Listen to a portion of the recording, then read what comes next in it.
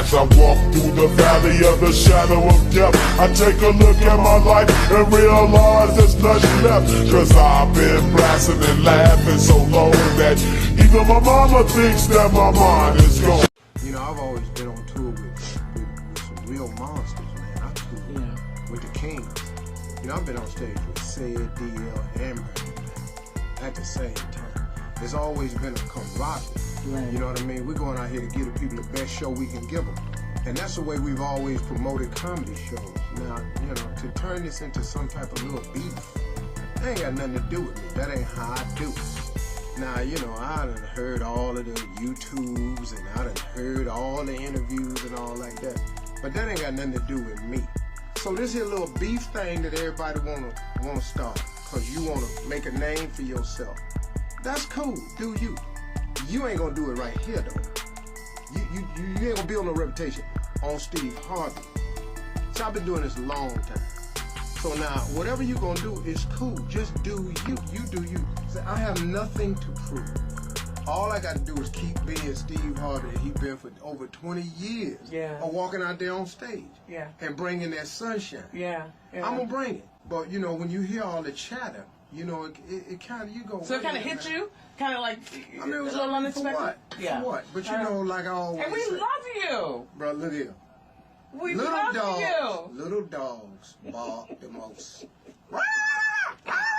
Okay now. But now, please understand that a Rottweiler that got off the plane last night in Detroit. See, here's what my father taught me. The reason I ain't been coming into town getting all of this back and forth. Yeah. This is what my father told me a long time ago. Dogs don't bark at parked cars.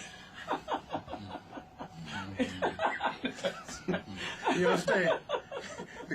They only bark at a car that's moving. But now when you run your little ass over there and you and the car stop, you got to get right back up on your porch. Because that car now, the car might start up again. Don't get your little tail mashed. But you know, it's like this though, Frank. You know, I always been real cool with Cat.